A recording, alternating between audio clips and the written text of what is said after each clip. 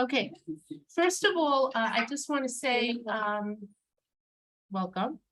I hope your Chagim are wonderful. For those of you who have source sheets, you don't need to follow online, so, don't bother. But I have this on screen and I'm going to be, doing it this way. You need a, Tanakh for this class because you can't study Parshanim without a Tanakh, obviously. And what source? More source sheets are coming. How many people need source sheets? Okay, there are more source sheets coming. Okay, this is going to be for the people who are in my Midrash class, the Eshkolot students. Some of this is going to be familiar, but don't worry, you will soon be in new territory. Okay, so let me just say one thing. If I cough, I do not have COVID. I have seasonal allergies, but I don't want anybody to panic. So I'm telling you that now. I checked rigorously. I was not going to come teach if there was something else going on. So just, don't panic, don't worry. We're good. Okay, so let me explain what this class is because I think at least one person was under the impression I was teaching Midrash in this class. That's of course I didn't look, if I couldn't look. I just saw your name and I said, okay. Okay, so let me explain what we're going to be doing in this class. We are going to be doing an in-depth study of Parshanut HaMikra. Parshanut HaMikra is biblical exegesis or biblical commentary. It means we're studying the Parshanim or the Mefarshim, right? Actually, if we think about it more precisely, the Parshanim are the people who write the Perushim, right? So the Mefarshim are the people who interpret. What we're going to be doing in this class is I'm going to be teaching you how to learn the Parshanim, okay? In other words, what we're going to do is we're going to start first of all now by explaining the difference between Parshanut and Darshanut. I'll explain, and we're going to be looking at texts together to understand what's going on in these texts. This is the part that is, I think, a little familiar to the people who have taken my Midrash class or the Eshkolot students. That's what we're going to be doing. We're going to first figure out what is Parshanut. What are the Parshanim? Who are the Parshanim? This is not going to be, and I hope you'll forgive me, this is not going to be this Rashi lived from 1066 to this, and he lived in France and he was influenced by the Crusade. I don't do that. You can get that on Wikipedia. You don't need me for that. What we're going to be doing is looking at the texts themselves and extrapolating from the texts themselves what the commentators are saying, but also trying to reconstruct their style of thought. That's what we're going to be working on together. Okay. As you can see, the texts are in Hebrew. It's hard to find good translations, so I'm going to translate. Okay, great. Anybody else need a source sheet? Yeah.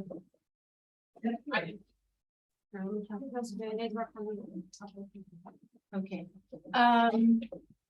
What we're going to do is we're going to start with, as I said, defining what Parshanut is, what is biblical exegesis. Believe me, it is not dry. It is fascinating. I mean, maybe, I like grammar too, so, But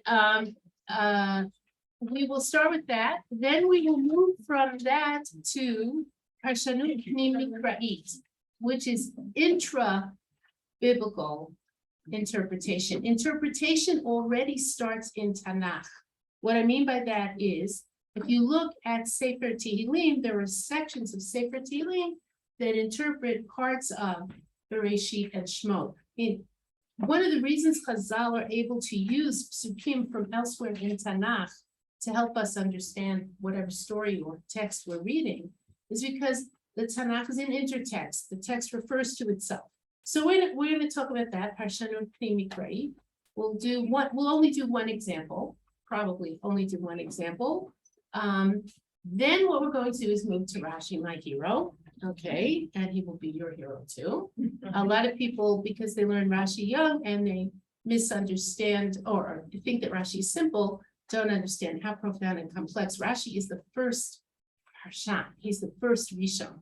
He changes the way everybody thinks about everything. We're going to talk about Rashi, and then we'll move on to the Ramban. Then we will look at some important acharonim, the Malbim and the Netziv. And then we'll do sugiyot, which means we'll take topics and we'll do a deep dive and look at how the different Mefarshim deal with them. Okay, now, please do not hesitate at any time to ask or to raise your hand. I know it's going to be a little difficult for the people online because I can't see you at all because my screen is taken up with the sources. So maybe I'll pause after a certain amount of time and check with you ladies at home if you have questions, okay? I don't dare touch my screen other than to follow the sources because who knows what will happen. So, okay. All right. What? Once you get it, you don't want to take a chance. No. No, I'm not, I also am not exactly Little Miss Technology here. I know. Okay, so let's, what? Quick question. You mentioned Rashi and the Rambam. Ramban. Can you also just quickly like go through the main version, like in Mikra Gadol, like the Kliyaka or whatever, The like, Kliyakar is not a person.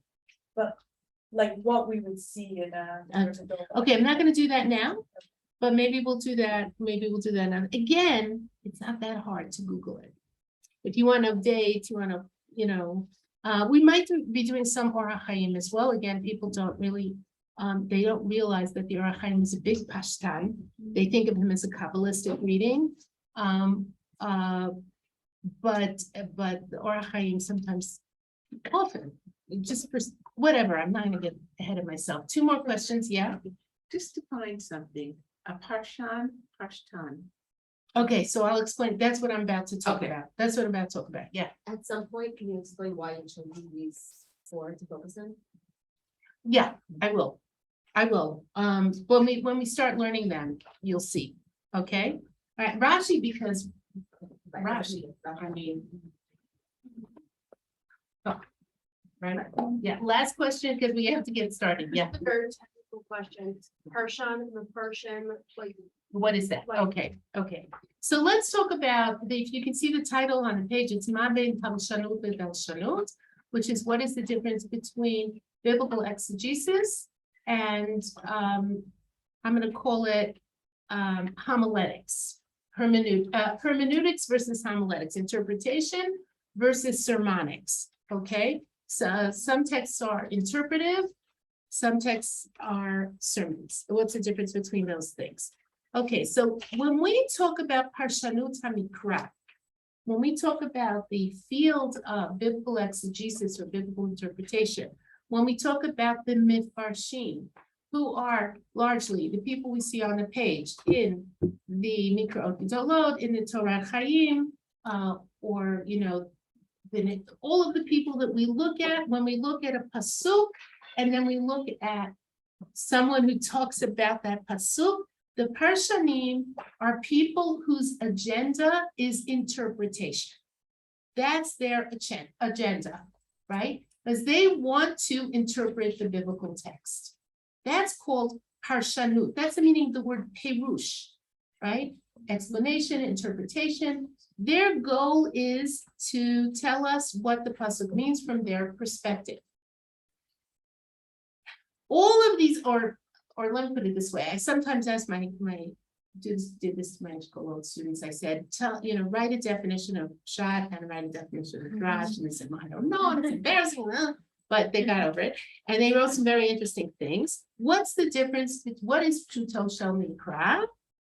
And by the way, literally swimming pools full of, if not oceans full of ink have been expended on this question. I will just tell you what Nechama said to us once. She said, Pshat is what I say and Drash is what it means. She was joking, but that was what she said. What I say, of course, is the Pshat.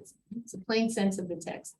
So what I think we have to understand is this: when we look at the Parshanim, whether we're talking about, when we look at the Mefarshim, right? Whether we're talking about Rashi, the Ramban, the Ibn Ezra, the Sforno, those are the Rishonim, just for give you a handful, or we're talking about later sources like the Netziv and the Malbim, everybody is going to tell you that what they're doing is Pshuto Shel Mikra, right? That's what they're going to tell you, the plain sense of the biblical text. everybody says something else, right? Or not everybody, not always, but they often say very, sometimes wildly different things about the meaning of the text, right? You're familiar with that phenomenon. So what do they have in common? What do they have in common? It's based on the text, on the words. It's based on the text, okay, but you know what? So it it, reads it differently, that's using your own life experience into it. and it's not just your own life experience that you bring to it. You bring your conception of biblical grammar, Okay. your conception of what is context, your conception of, I Your like word something meanings. based on the words. Okay. No, no, for the time in which you live, you know, every. well, here's the thing. Parshanut is also found in Chazal. Interpretation of the text is also found in Chazal. We are not used to it because we're not used to thinking of Midrash as Parshanut because it's written in a style very different from that of the Rishonim. Okay? In other words, when Midrash tells us the meaning of a text, right? How does it tell us the meaning of the text? Come on, Ishkola, ladies. An example. What? I'm not sure. How do Chazal tell us the meaning of a text? Let's say the meaning of a word. I'm not sure.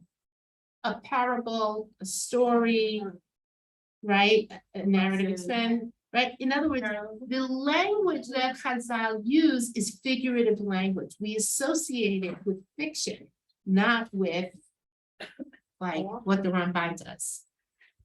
Should I say that again? Okay, roughly, we're gonna break Jewish history with it down into like very few periods, which is ridiculous, but okay. There's Chazal, which is Mishnah Gemara, Midrash, right? That's Chazal. Okay. The sages of the Mishnah and Talmud, who were also the authors of the Midrash. Okay. Then we have the Gaonim, who were very, very fascinated by grammar. Okay, but they didn't write as much as later. Rashi is the big period of the Rishonim, and then afterwards is the Achronim. Now, different people fix these dates at different times. Here are the sources. Here are the sources if you need them. I don't want to get too technical here, but when we talk about Chazal, we're talking about an earlier period. Rishonim come after the Gaonim. It's a later period. The style of writing is different. When Chazal want to communicate a message, they use parable, story, allegory, metaphor, hyperbole, literary forms that we have to translate into the message. Okay, so for example, if you think about the parable is a very interpretive form. It requires us to compare and contrast texts. I don't want to go too far. I don't want to talk about Chazal, even though I could do that a whole day. That would be fun. But so it's hard to recognize that as interpretation. When we think about interpretation, what are we thinking about? A prose linear argument, the way we write, right? What's a prose linear argument? I ask a question, I answer the question, I anticipate someone else's question, I argue. Think about a serious opinion article that you've read. It's a prose linear argument. It's linear. It follows a set of steps. It's logical. It's written in prose. Maybe we'll use a fanciful image, but the image isn't the means of interpretation. It's a rhetorical embellishment. Does that make sense? Should I say it again? Yeah, Now you're talking to the prose linear argument by the Parshanim. that's right. The Parshanim use prose linear argument, or let me put it this way. There's the way that Chazal write, and there's the way that the Greeks write. The Greeks write in prose linear argument. Again, I'm oversimplifying wildly, but you get the picture, right? So the Parshanim are the Rishonim and the Achronim. The Parshanim are the Rishonim and the Achronim. Arguably, the Parshanim, well, we're gonna leave it go in a minute. But let's say, just basically, Rashi's the first Rishon. He sets the agenda for Parshanim Gamikra ad hayom haseh, till today. Okay, and beyond, believe me. The influence of Rashi is enormous. But we're not to Rashi yet, okay? So Parshanut is prose linear argument. So that's one thing that the Parshanim have in common. right? That's one thing. It's style of writing.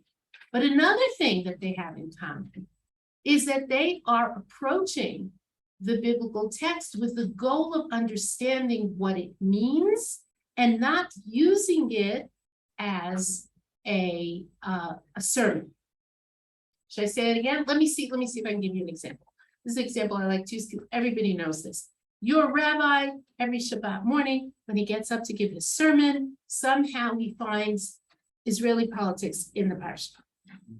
Trust me, it's not in the parsha. Maybe Parshat Korach, it's there. I don't know, but it's not in the parsha. His personal political opinions, trust me, they're not in the parsha.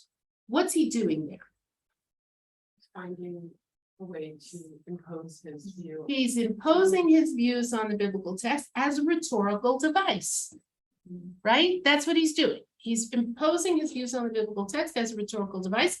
Some rabbis don't talk about politics. They talk about whatever their, whatever social issue is. They need to talk about something that's happening in the community, the building bride. Somehow they're going to find it in the parsha. Why? Because what they don't want to talk about is the parsha. What do they want to talk about?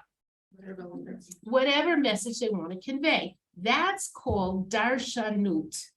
That's called sermonics or homiletics. We get that? Yes, any questions about that? What if they're looking for? I think it's Orachayim that you find it, the personal writings. Personal comes out of the biblical text, of course. It's a book. God wrote the Torah so that we would learn things from it. Right.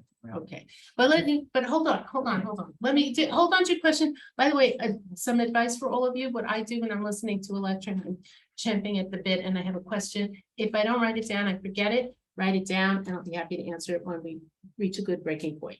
Okay, all right. So Parshanut is people who are saying, I want to understand what this text means. Okay, so the same rabbi has a Wednesday night Chumash year at which somehow he does not find Israeli politics. And if he does, maybe you should get a different Chumash year. Okay, in other words, what's he doing in his Wednesday night Chumash year that he gives to the women in the community? He's reading the text with you. He's looking at commentary. He's trying to figure out what's the connection between this pasuk and the following pasuk. He's looking at word meanings. He's trying to figure out what's the, what is the meaning of this unusual word and what are its implications for understanding what's going on in the text, right? In other words, he's engaged in interpreting the text, right? That's what all the Parshanim have in common. They are engaged in interpretation. They may come up with wildly different explanations for things. These are not wildly different, but they often come up with very different explanations for things, but they are all engaged in the act of interpretation. Rashi, Ramban, the Ibn Ezra, the Sforno, etc. Okay, that's what Parshanut is. That's what Mefarshim or Parshanim do. That is usually associated with the phrase Pshuto shel Nikra, which means the plain sense of the text. Should I say it again? Okay. When Rashi says, V'ani lo bati ela l'pshuto shel Nikra, I came only to explain Pshuto shel Nikra, you know the phrase Pshat Drash, right? I'm explaining the Pshat, and the Ramban says, I'm explaining the Pshat, and the Sforno says, I'm explaining the Pshat. What do they mean? This is what I think the text means.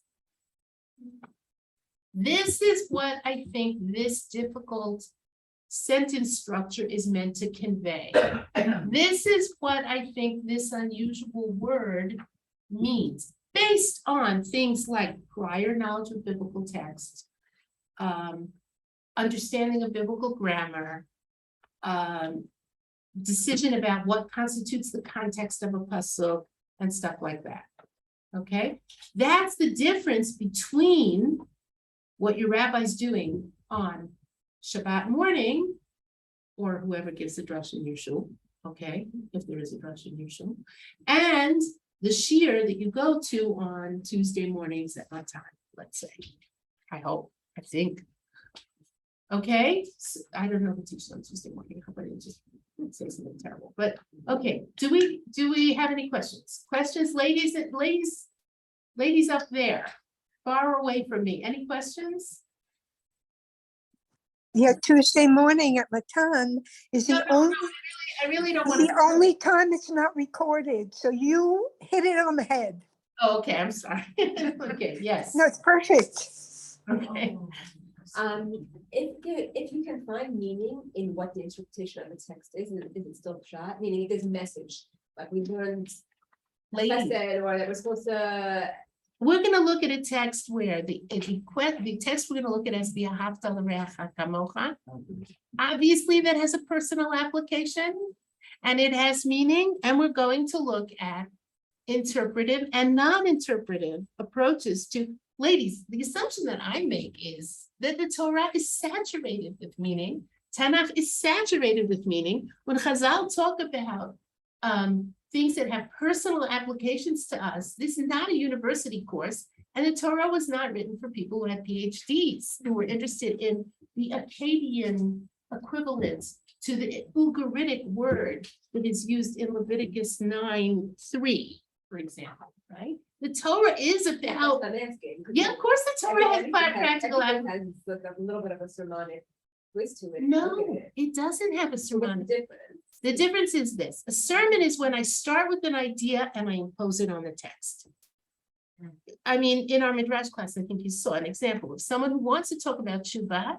He picks a pasuk that he completely says, ignore the plain meaning of this text, and he turns it into a sermon about Shuvah, and it's beautiful.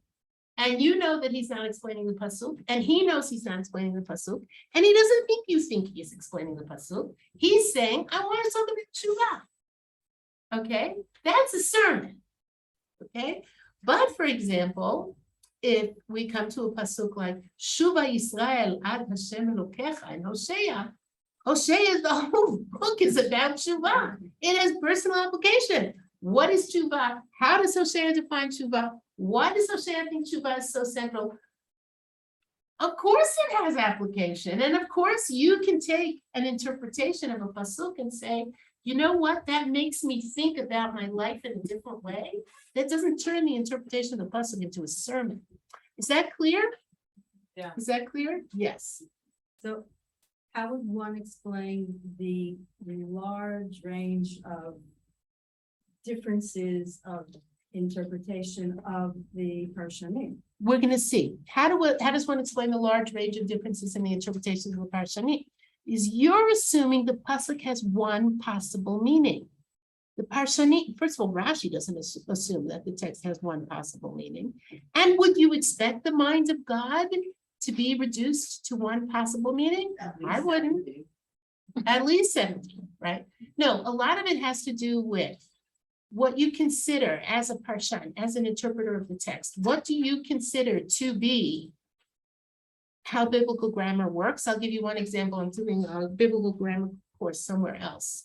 If you think that the Hebrew language has 2-letter roots, you're going to end up with very different interpretations than if you think the Hebrew language has 3-letter roots. You mean 3 letters? 3 letters. If your conception of, in other words, there's a lot of flexibility that you have with 2-letter roots that you don't have with 3-letter roots. 3-letter roots narrows down the meaning of a word. Okay, so if your conception of biblical Hebrew is 3-letter roots, not 2-letter roots, or biblical style, concepts of biblical style, what is conventional biblical style? And someone else says, no, that's not. This is an exception. This is a different kind of syntax. You're going to have different readings of the pasuk. So you will explore that. We're going to be exploring that when we look at the different parshanim.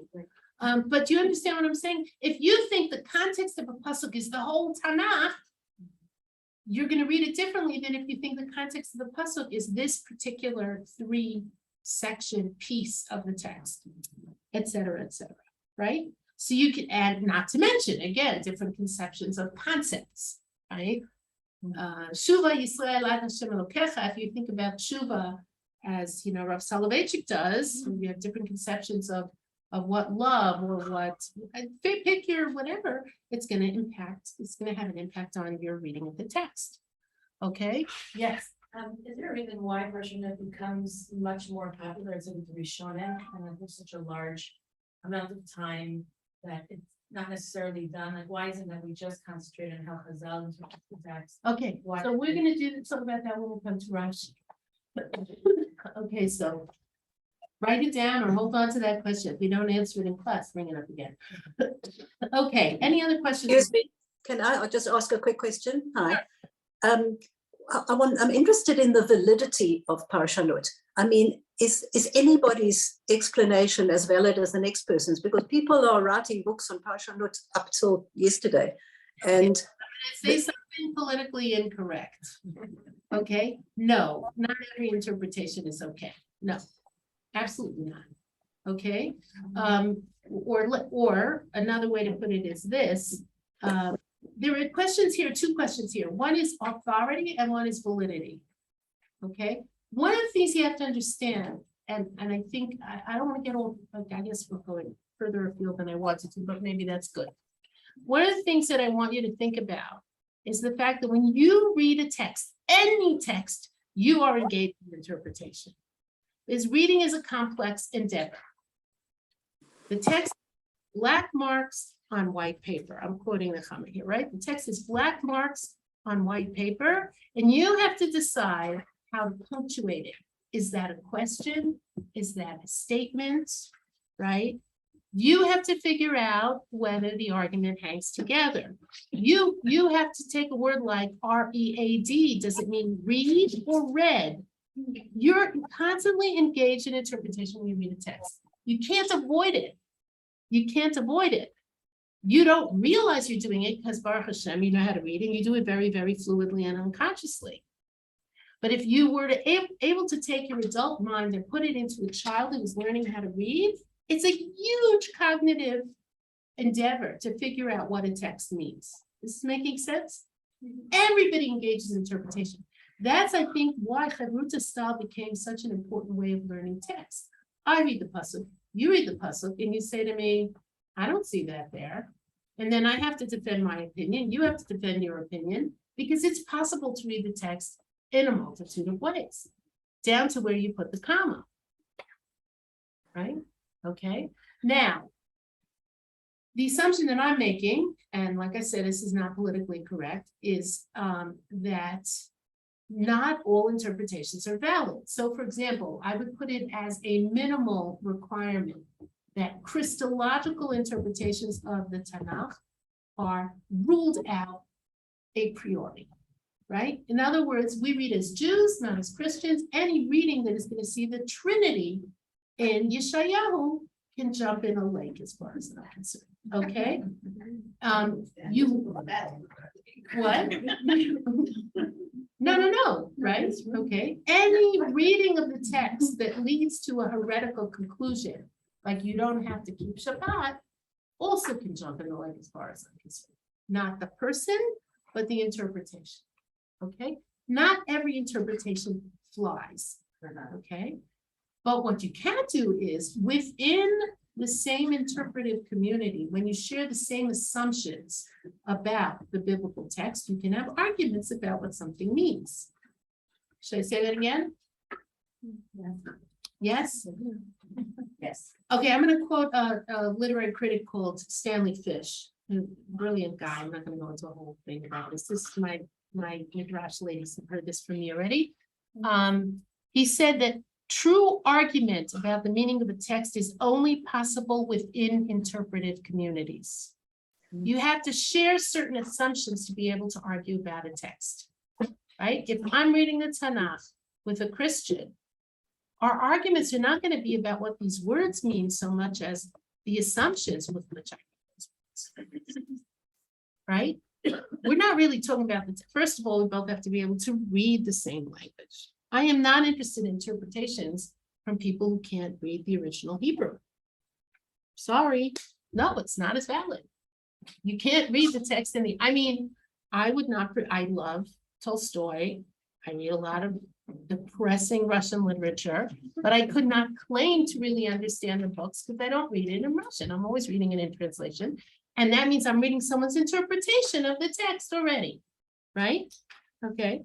So you have to, someone who's giving me sometimes someone gets lucky and hits an interesting idea or whatever. I'm not saying that, but in theory, everybody who shares our assumptions about the sanctity of the biblical text, about the unity of God, theoretically, and can read the text and has studied it and understands it, theoretically, everybody's entitled to an opinion.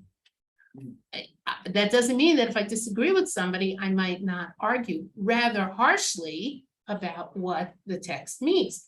The Ramban does this to the Ibn Ezra all the time. I mean, he just, Rashi, if he disagrees with Rashi, it's very respectful. If he disagrees with the Ibn Ezra, it's like, there he goes again, substituting this for that and deciding to move things around. And I don't know where he got the idea that, you can just change time sequences for no good reason, right? So, yeah, so is every interpretation valid? The short answer is no. I would say no. Yes. But what about Ramban's debates against the Christians? What about that? He was able to conduct the debate. He had to conduct the He was debate. forced to conduct the debate, but he seems to have succeeded. Well, by disproving their contentions. But isn't that a type of argument? No, because the argument, no, it's an argument, but what I'm saying is you can't argue about the meaning of the text. What was he arguing with the Christians? That's the meaning of the text. No, he was arguing about the Christological interpretation of the text. The fact that the Christians were deriving things from the text that were Christological and not Jewish. Okay, so you mean there's a different When I, intention when you're arguing with those of. it's not about the interpretation of the words. It's not what do the words mean. It's about Well, what, when they say Alma means virgin. then they're mistranslating a word. Yeah, but they think it's right. No. The people who, okay, it's a distortion or bluntly put, it's a lie. Okay. Okay, the word Alma does not mean virgin. Betula means virgin. There's a very specific word for virgin in biblical Hebrew. I don't want to get into this. Right, no, I'm not arguing it, I'm just saying that theoretically he can. No, He just argued that that was incorrect. Yes, but they can't sit down and study a sugya together and really have a meaningful discussion And about fine it. tune it, like fine tune it to the, to the most pure truth. Because there's no truth on the second side to begin with. They're arguing about the text in a different way. But Stanley Fish uses the following example again. I'm sorry, my ladies and marriage rush class. And then we have 3 more minutes of this and I have to start doing some text with you. He says like this, he says, if you have somebody teaching a film course at an American university, and he says to the students, what do you think the director is doing in this scene, right? So one of the students says, well, I think the director is doing A, B, and C. And he says, well, why do you think that? He says, because my Aunt Tilly came to me in a dream last night and revealed the meaning of the scene. Now, there are societies in which that's a perfectly valid form of interpretation, a perfectly valid way of proving something. Not in an American university, though. The presumption is you have to argue, well, I think he's doing this because I saw him say that. And he made the actor do this, and right, it's a different kind of argument. Okay. So you can't really talk in a film class at New York University. You can't talk about the meaning of a screenplay or of a movie with somebody who thinks that truth is revealed in quasi-prophetic dreams. There's no, you can't talk about it. Does that make sense? The difference? Okay, ladies, let's start. Okay, let's start by looking at the psukim. We're in Vayikra Yutet, which is Leviticus 19. Okay, we're going to read these psukim rather quickly because I want to focus on pasuk Yud-Chet. Hang on, oh wait, I have to share this, right? Hang on. 1 second, let me see if I can do that. Yes. Vayikra Yutet, Leviticus 19.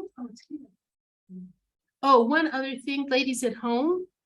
I just have to say, I cannot do chat at the same time as I teach and share the screen and try to think. I'm incapable of that. So if you have a question, you should ask it. Okay, we're going to start by looking at the context of this pasuk, which is V'ahavta l'reacha kamocha. Okay, this is Kedoshim to you. This is Parshat Kedoshim. We're going to read it through quickly. I'm not going to translate precisely until we get to pasuk Yudchet, just so you have the background. Vayidaber Hashem al Moshe lemor. Hashem spoke to Moshe, saying, "Daber et kol adat bnei Yisrael. Speak to all of the congregation of bnei Yisrael. V'amarta aleihem kedoshim to you, and say to them, be holy. Ki kadosh ani Hashem Elokechem, because I, Hashem, your Lord, am holy. Ish imo v'aviv tirau ve'et shabtotai tishmoru ani Hashem Elokechem. Each man, his father and his mother, you will fear, and my Shabbatot you will guard. I am Hashem, your Lord. Al tifnu el ha'elilim ve'elokei masecha lo ta'asu lachem ani Hashem Elokechem. Do not turn to the idols and molten gods you shall not make for yourselves. I am Hashem, your Lord." By the way, you're picking up the vibe here. What is this? This is what? This is the Aseret HaDibrot, basically, right? It's following pretty much the Aseret HaDibrot, the 10 Commandments. V'chi tizbechu zevach shlamim laHashem. And when you bring a peace offering to God, lirtzonchem tizbechuhu. According to your will, you will bring it, meaning we're talking here about a voluntary korban. On the day of its slaughtering, it will be eaten, and the next day, and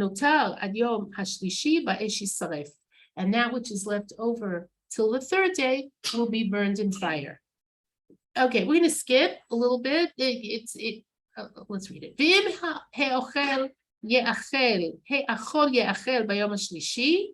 And if it is eaten on the third day, pigulhu, it is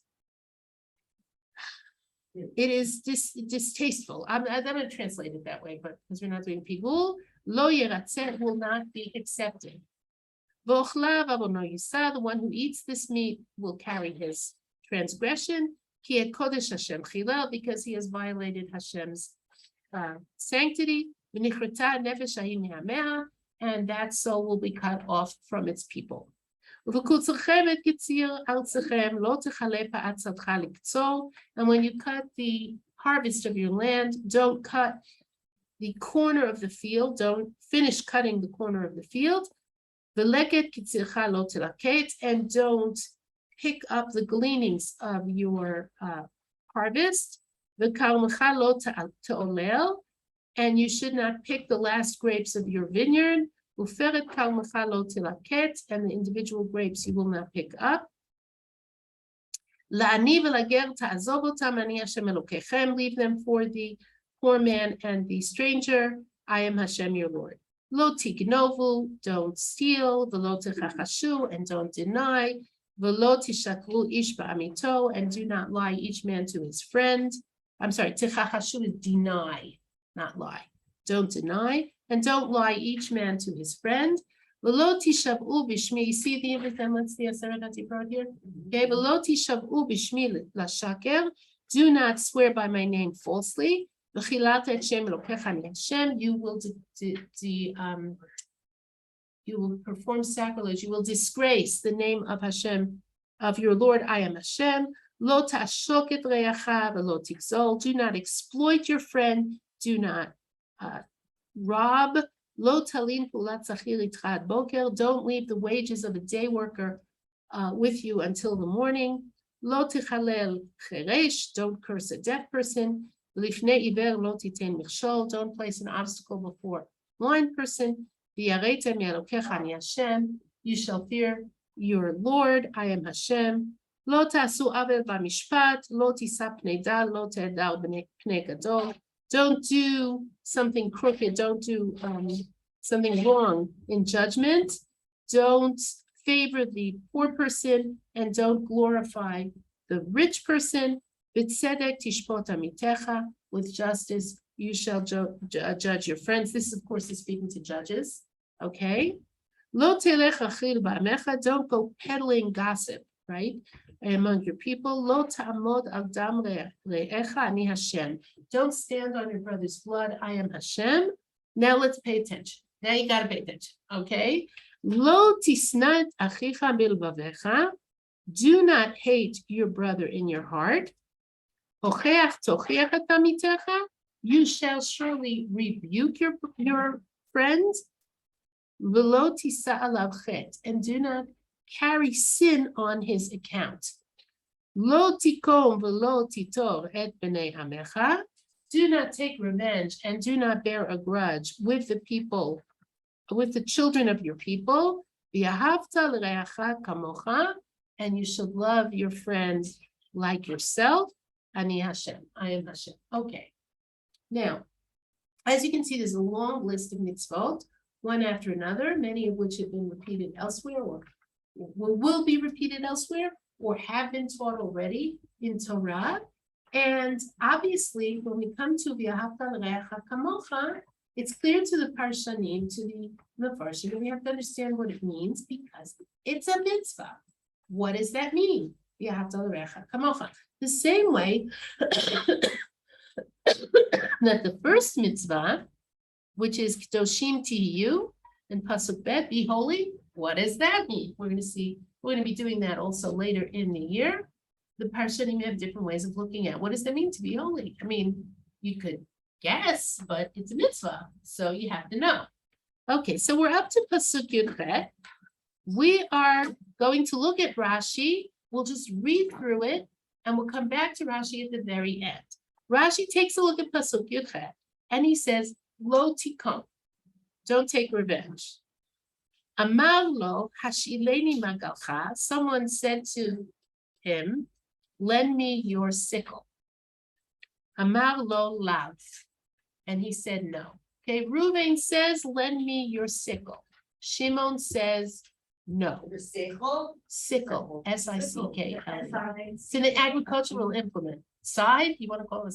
Whatever, lend me your agricultural implement. And he says no. Okay.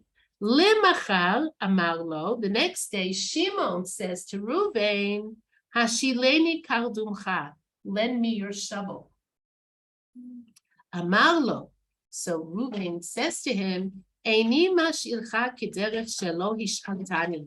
I am not going to lend it to you the same way you didn't lend it to me. Zohi nikima, that is revenge. Okay, now I want you to notice something here. How does Rashi define revenge? By giving an example. By giving an example. Okay, in other words, it's not a dictionary entry. In this, Rashi's following the style of Chazal. When Chazal want to explain something, very often they just give an example. Why? Because an example is very straightforward. We get it. This is revenge. Okay, and here Rashi is citing Chazal. He's citing the Sifra. Okay. But you said, I'm sorry, Go ahead. I have a question. So you said Rashi was linear, he just No. explained. We'll wait till we get to Rashi. Rashi's a transitional figure. We'll talk about Rashi later. We're not talking about, I just want to, let's stop for a second. Hold on to your question, write it down. Wait. Write it down. Got it. Okay, so what's happening here is Rashi is doing the most basic of interpretive acts, which is, we haven't had this word nikama before, right? We haven't had the verb don't take revenge before. He wants to explain the meaning of the word, right? That's the most basic form of interpretation. Your kid says to you, what does introspection mean? They're reading something for school.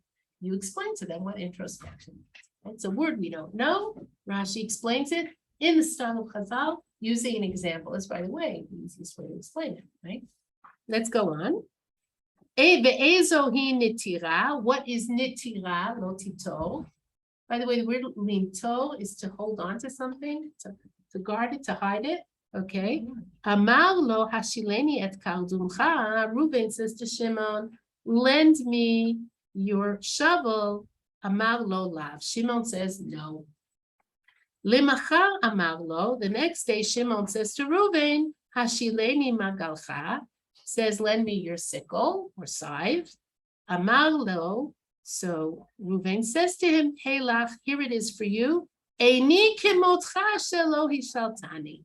I am not like you, that you didn't lend me your thing. Zohi nitira. This is holding a grudge. Ah, Shenoter ha'eva b'libo, he holds on to the hatred in his heart. Af al pi she'eino nokem, even though he hasn't taken revenge. There's two, do you see why this example is perfect, right? He's telling you very clearly, essentially, that nikima, taking nikama, is revenge, has to be an action, right? But you can commit a grievous sin by holding on to a grudge, right? You see it? And it's a pure definition. Straight, like Rashi airlifted this out of Chazal and stuck it on the page. Where do we see the need here? If you have to look up the Sifra and the Yoma. You see in the parentheses there? After. Oh, I see. Well, by the way, let me recommend that if you're buying a chumash for yourself for learning and you want really, really good footnotes, get the Torah Chaim. And every source that is brought by a Parshan is in the notes. And you can look it up yourself, and you should. If you, yeah, go ahead. Is the brilliance here just an element of it that Rashi like brings this idea of the Sifra and the Yoma? Rashi, remember Rashi knows everything. Rashi's like Bezek, you don't know that sketch. It's, Now it's misread name. now it's Misrata knows everything. They know everything. They know everything. Okay, Rashi knows everything. But the brilliance here is in a very short, succinct. First of all, Rashi anticipates our question. He anticipates our question. What does this mean? What's the difference between them? Well, it's his question. What? It's his question. It's his question. Well, except he knew the answer. Rashi knew the answer. But he knows, he anticipates our question, and he presents it to us in exactly the way that makes the distinction. And notice he compares the two. Yeah. Right? He says, even though in this case you didn't withhold, you acted as though you weren't performing revenge, you were holding on to the hatred. It's perfect. It's succinct. It's clear, whatever. And Rashi's brilliance is, of course, that he knows everything, and he has exactly the piece of midrash to. Yeah. You know, we'll talk about Rashi and Rashi's use of the sources in Chazal. Okay. The second part is very non-Rashi, or at least we're going to have to come back to this. I'm going to read it. We'll come back to it at the end of the probably next lesson, but we will come back to it. Okay. V'ahavta l'reacha kamocha, and you shall love your friend like yourself. Amar Rabbi Akiva. Rabbi Akiva says, Ze klal gadol b'Torah. This is a broad generalization in Torah. And here it's not clear what is Rashi's problem and why does he tell us this seemingly uninterpreted, what's this doing here? We'll come back to it, okay? Now let's look at the Ibn Ezra. He's also Rishon, early, it's before the Ramban. Ibn Ezra does things even simpler. Lo tikom velo titor, you see it, ladies? Meforash b'divrei Chazal. What did the Ibn Ezra just say to us? Look it up. That's what it just said. I don't have to tell you everything, just look it up. That's basically what the Ibn Ezra said. Look it up. Well, he knows Rashi's there already, so why did he have to repeat it? Well, no, okay, here's the mistake they made. No, this is really important. Because everybody knows Rashi. It's true that the Ibn Ezra certainly knew Rashi. Everybody knew Rashi. Rashi is, if you will, the gold standard, the initiator of a new style of text study, which we'll talk about when we get to Rashi. Really, we will get to Rashi, okay? But what is the Ibn Ezra, what can the Ibn Ezra assume about our knowledge of Rashi? Squat. You know why? Because there was no internet. People did not have books. Right. We're going to see one of the things the Ramban does very frequently is he quotes Rashi and then he gives us his commentary, because the Ramban knows that if you're holding the manuscript of his text in your hands, that's what you may have access to, and only that.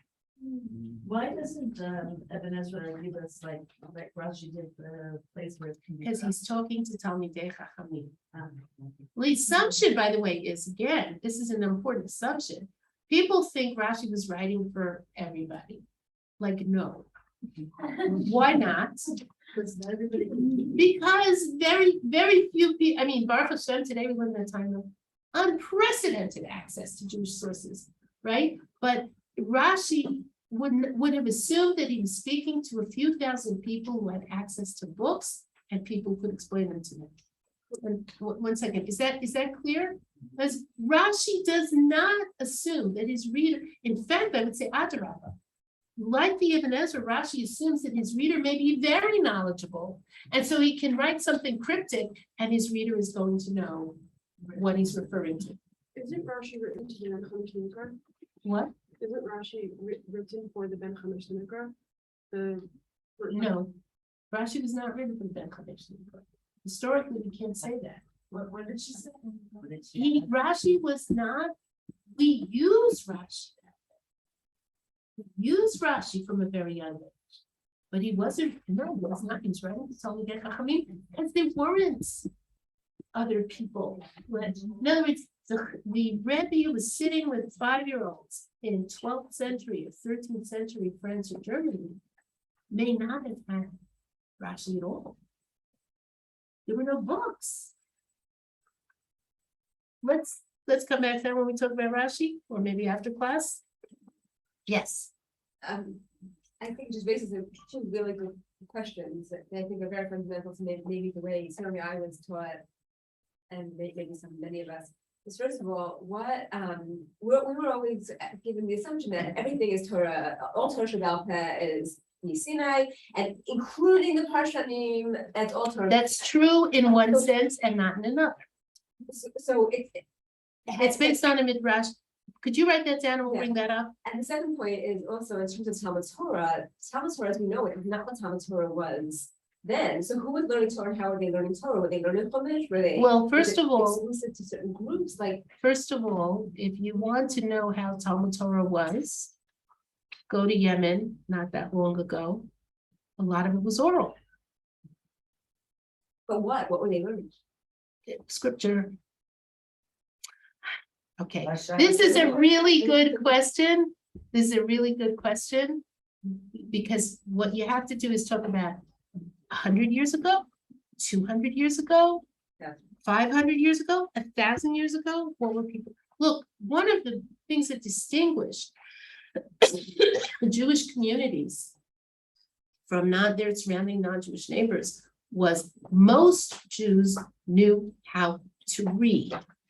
They didn't necessarily understand what they were reading, but even the ability to engage in that complex cognitive act of interpreting black marks on white paper and reading it, they had that and their neighbors did not. There were plenty of Jews who didn't know how to read. Or plenty of Jews who didn't know how to read.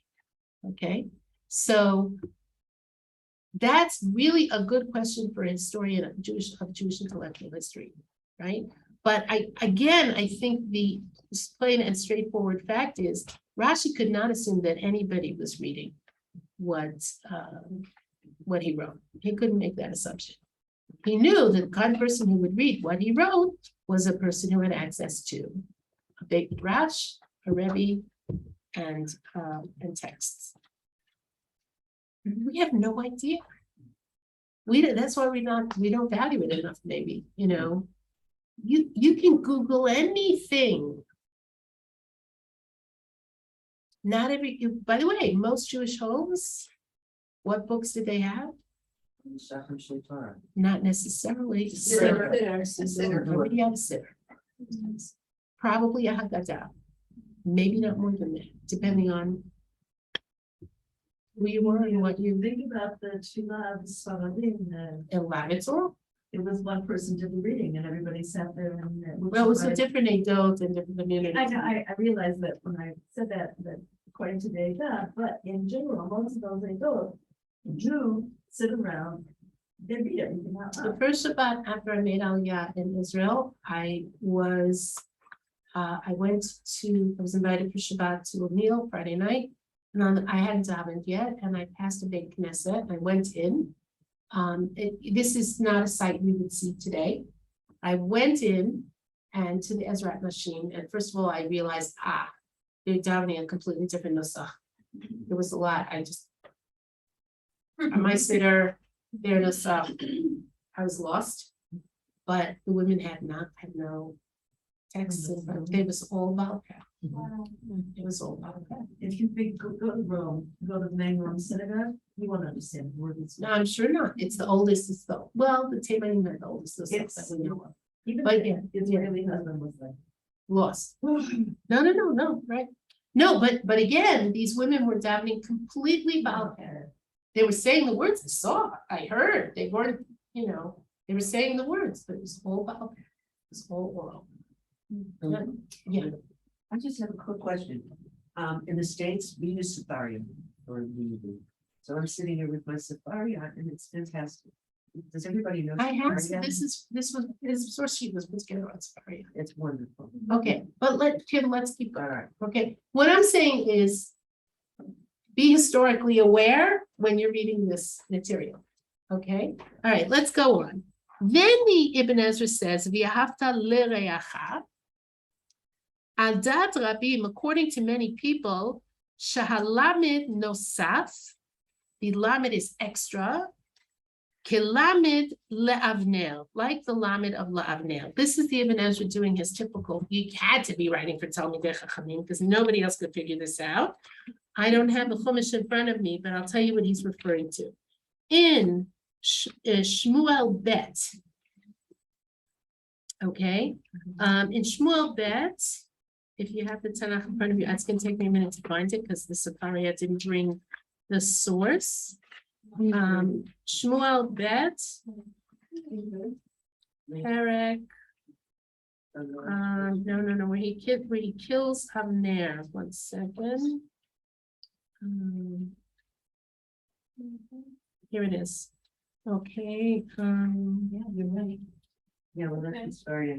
What, tell us? 3:30. In Shmuel Bet. 3:30? Perek Gimel, really? Yeah. I was looking for it after the Absalom story. No, yeah, so let's take a look at that. Yoav kills Avner because Avner killed his brother in battle, which is not a reason to kill somebody. Okay, it's an interesting sugya here, a different topic. And take a look what the pasuk says. The Yoav Abishai Achiv, and Yoav and his brother Abishai, Hagu le'avnel. They killed le'avnel. Now, what should it say grammatically? Hagu et avnel. Et avnel. Et is a direct object marker. Can I say it again? Everybody knows what a direct object is? Okay. I gave the book to you. The book is a direct object of my action. Can I say it again? Don't say it again? You got it. Good. So What pasuk is it? where is it? Shmuel Bet Perek Gimel Pasuk Lamed. That's second. Okay, thank you. Okay. Now, what should it say here, ladies? V'ahavta et reacha kamocha. Right? Your friend is the direct object of your love. It should not say l'reacha. It should say et reacha. The Ibn Ezra is thinking interpretively. He's looking at the grammar. The word he expects here is et reacha, not l'reacha. And what he starts out by saying is, some people basically ignore this. They just ignore it the way they do when they read Shmuel Bet. Hagud le'avnel. They killed Avnel. Okay. V'al da'ati. But in my opinion, shehu kimashma'o. It means it literally. Meaning, don't read it as you shall love your friend as yourself, but you should love to your friend as yourself. And he goes on to explain, sheyohav hatov lechavero kimol nafsho. He adds a word here. One should love the good for one's friend like for himself. Should I say it again? You should love not your friend, but love the good for your friend as much as for yourself. The Ramban is gonna spell this out. The Ramban will spell it out. We'll look at the Ramban in a minute. V'tam ani Hashem, and the reason it says ani Hashem. Why should it say v'ahavta l'reacha kamocha ani Hashem? I am Hashem. Ki ani Eloka echad, because I am the one Lord. Barati etchem. I created both of you. I created you. Plural. Okay. Parshanut or darshan? It's parshanut. It's an interpretation of the pasuk. Do we get some very deep thoughts from this that relate to our personal? Yeah, duh. I mean, that's why God wrote the Torah, presumably, because he wanted us to learn some important things. Okay, let's go on. And the Ramban goes a little bit further. The Ramban does, you notice the Ibn Ezra sort of skips lo tikom lo titori. Don't take revenge and don't bear a grudge. He sort of says, look it up. The Ramban doesn't do that. The Ramban does something else here. And we're going to see. We'll analyze the Ramban. In some Chumashim, it's even written in one piece, which is what, thank you, that's very sweet. It's not going to help, but thanks. I appreciate it. Lo tisnat, okay, so the Ramban's going back to the beginning of the pasuk. Everybody with me? Lo tisnat achicha bilbavecha, do not hate your brother in your heart. Now, what's bothering the Ramban here? Let's see what he says, and you tell me what's bothering him.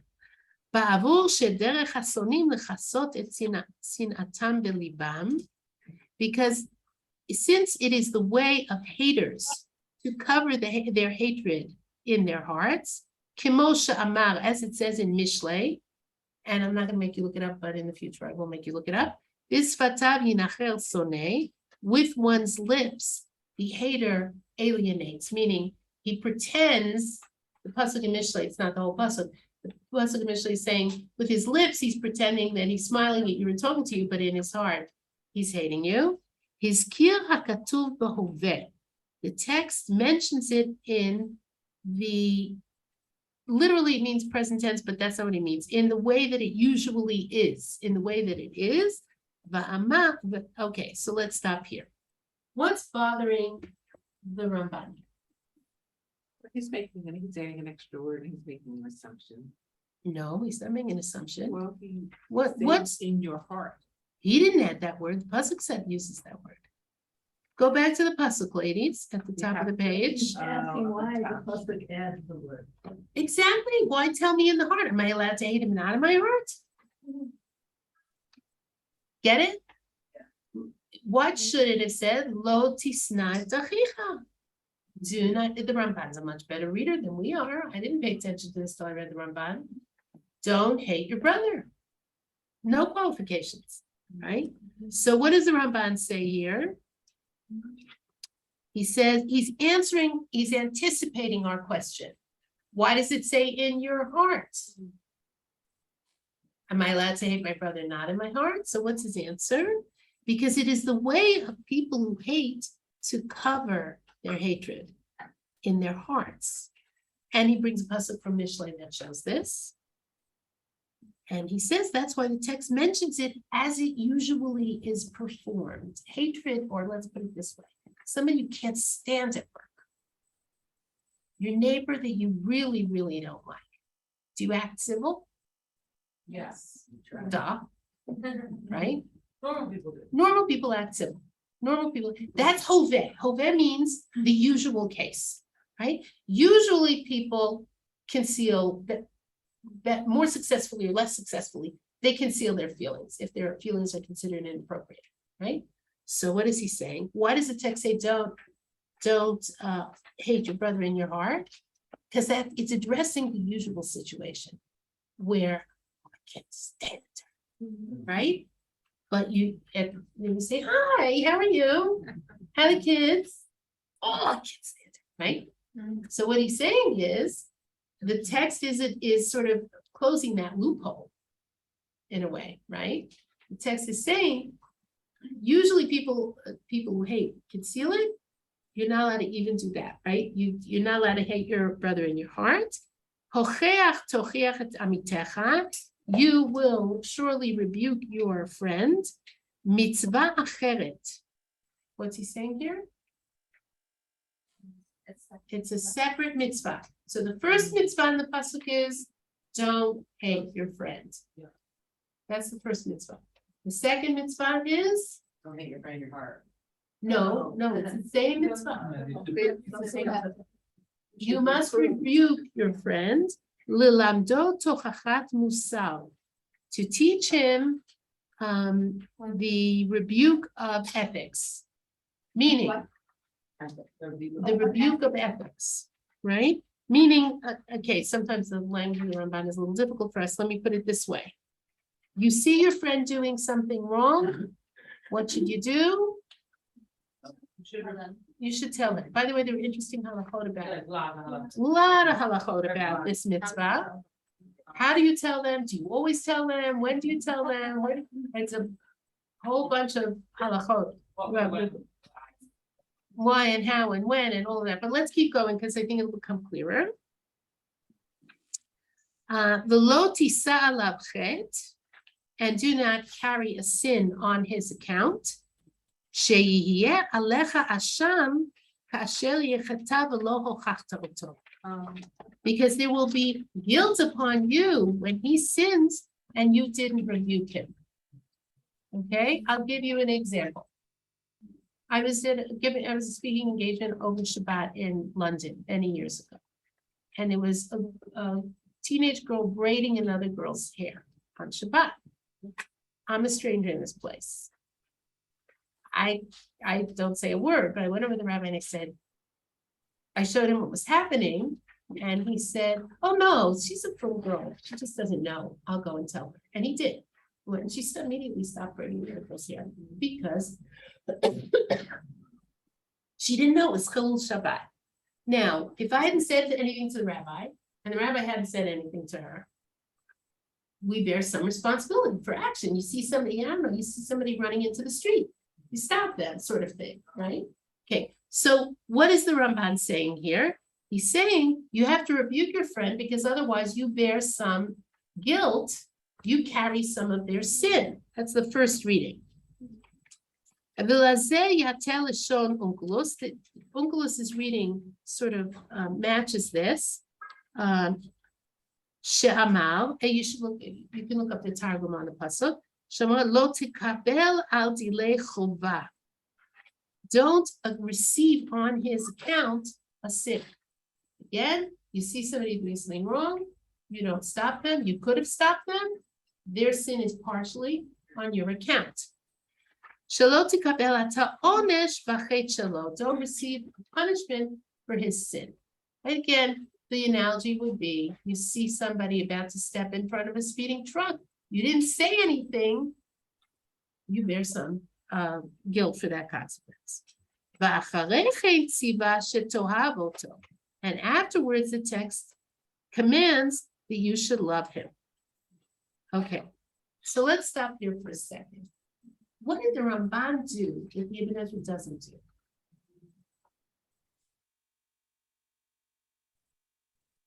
How to handle it.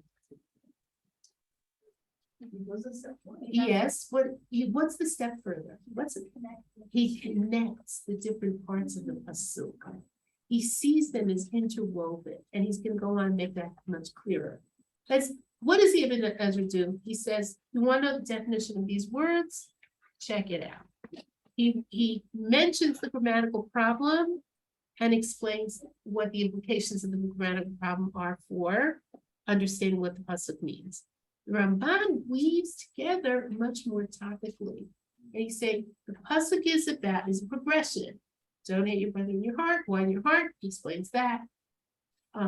Rebuke him. Why do you have to rebuke him? What does rebuke him mean? That means you see him doing something wrong. You have to stop him. Why not? Because otherwise, right? And it shows how all of this is connected. Should we keep going? Question. Sure. Is this the general style when you read Rashi or Ibn Ezra or Ravan? This is their general way of doing things.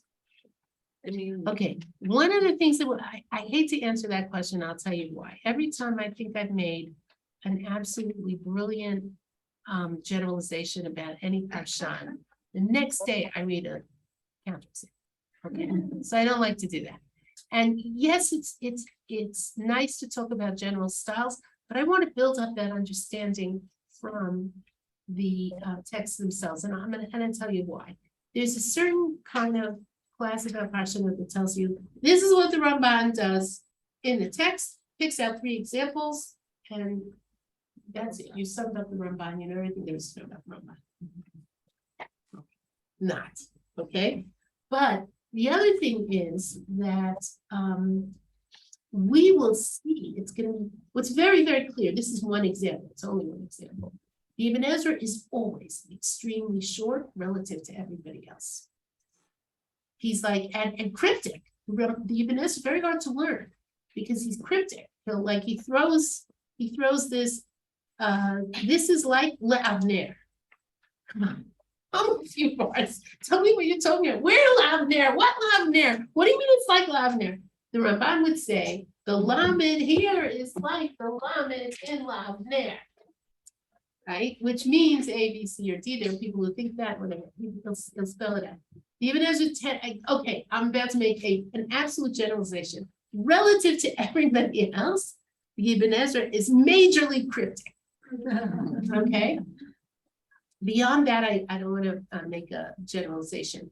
The Ramban, though, I think we will see, is willing to make more global statements about certain things. We're going to see when we come to the Kedoshim Tiyu. Here, what he's saying is the parts of the pasuk are connected. He's saying the parts of the pasuk are connected. He's going to make that even more explicit. Did that answer your question? Yes. Okay, good. Yeah. And that interconnection that he makes is brilliant in that he's talking about what real people do. What real people do. Well, Right? no, And the also- Torah is talking Torah. about, and the Ramban is telling us that the Torah is talking about what real people do. Right, especially, you know, in terms of just love your neighbor as yourself. Well, wait, we're not finished yet. He has more to say. I So know. let's keep reading. And Okay, we already said a lot, we put it in context. that's right. Okay. Is it that he had this idea and the text for why he thinks Golden means inside is from Michelin? Or He has to prove it to you. or is he extrapolating from Michelin saying? Okay, Well, it's hard to say. Let me see if I can, again, I need to get all philosophical. I really want to learn the text. But I'll say this very briefly. When the Ramban comes to write his Pirush Torah, he is already a giant. He is someone who knows Shas, Poskim. He knows all of the Parshanim there are to know, right? He knows, okay, everything, like Rashi, right? He's a fully formed religious personality. He's also Mekubal. He has a fully developed Kabbalistic worldview. He has his conception of time. He has Jewish history. He's like, it's sort of like saying, this is Einstein writing about relativity after, or some other physics theory after he already is like Einstein. It's a bad example, but okay, all right? So it's very hard to say where he got his ideas from. But one thing that is very clear is he thinks simultaneously as a reader, as a parshan, and he has this body of information. You see this Rashi, you see all of them. This body of information in his head, and he has this holistic view of everything that's happening. Now, he makes a claim here. Your question that he anticipates is why build on that? And he makes a claim that that's usually the way it is. So whether or not he got that idea from Michelin, he wants to bring you a proof text so that he can prove to you that this concept exists elsewhere in Tanakh. Okay, by the way, he did this casually, he just threw it out, you know, like we're trying to reconstruct his thinking. That's what we're gonna be doing in this class, reconstructing what are the Parshanim doing. But they did it the same way you would do it if you were explaining to your kid some question, you know, they ask you a question, you explain something to them, you know, and it's very organic and natural. Okay, does that answer your question? Yeah. Okay, so what came first? What came first is before the Ramban wrote the Pirush Torah. He was the Ramban. Okay, let's go on. Ladies, I really want to make progress here. Okay, V'hine, and here, hasoneh et re'ehu over belav, someone who hates his friend violates a negative commandment, violates a prohibition. Bo'ohem lo mekayem aseh, and someone who loves his friend is fulfilling a positive commandment. Okay? Again, the kind of distinction that Rashi made, right? Deed and whatever. Okay, deed and thought. V'hanachon be'enai, this is brilliant. V'hanachon be'enai ki hocheach tochiach, and what is correct in my eyes is that you shall surely rebuke is kimo v'hochiach Abraham et Avimelech, is like when Abraham rebukes Avimelech, you can look it up, about the wells that he stole from Abraham. Rebuke means here he's explaining, hocheach tochiach doesn't just mean telling him not to do something wrong, but hocheach can be rebuking about something that he did to you. Okay?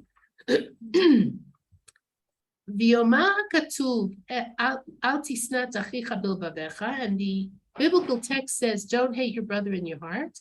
Ba'asoto lecha shelo kirtzoncha, when he does to you that which is not according to your will, your friend does something to you that you don't like, aval tochichenu, but rather you should rebuke him. Madua kacha asita imadi, why did you do this to me? V'lo tisa alav chet, and don't carry a sin on his account, lechasot sinato belibcha, to cover your hatred of him in your heart, v'lo tagilo, and not to tell him. It's the second reading of hocheach tochiach. The first is you see somebody braiding hair on Shabbat, and you tell them you're not allowed to braid hair on Shabbat. The second is your friend did something bad to you, and what do you have to do? Well, again, break him out, but ask him, rebuke him, say to him, why did you do this to me? Because otherwise, what's going to happen? It's going to fester. What are you going to do? You're going to fall into the sin of hating your brother. Wow, so it's connected. That's right. He's saying these parts, but these are all connected, right? And again, also here we have to say, sometimes you rebuke something, you don't rebuke. Reuven does something bad to Shimon. So what should Shimon do? Okay, why did you do that to me? Otherwise, what will happen to Shimon? He will fall into the sin of hating his brother in his heart. There are two senses in which failing to rebuke can lead to sin. One is your responsibility for someone else's actions, but also the way that someone's actions can have an impact on you, and then you hate them, which is a sin that you carry on their account. Wow. You see how much he's packing in here? Is this sermonics or interpretation? Well, I It's interpretation. That it deals with the stuff of sermons is irrelevant. The pasuk is the stuff of sermons. But you can see why this, he would call this shot. Because he delved, It's and this is shot, even if the others don't find the same, the same. well, the connections. fact that they didn't This- see these connections, they Yeah. didn't write about these connections. Right? Every parsha is like, but no, this is parshanut, it's interpretation of the text. What does the context of the whole pasuk tell us about the meaning of lo tisnat achicha b'vavecha? Right? When we look at the pasuk and we read it carefully and we see the connections between the different parts, we come to understand that, or better yet, lo tisa alav chet, do not carry a sin on his account. What sin are we talking about? Either the sin of his actions or the sin of your actions or your responses. It's parshanut plus. It's absolutely partial. It's an expansion in a way. It doesn't change what's there, but it expands our understanding of what's there. That's right. Or another way to put it is this. We didn't do this one, but don't place means what? Don't place a stumbling block in front of a blind person. It also means, and I think it's a metaphor. Right.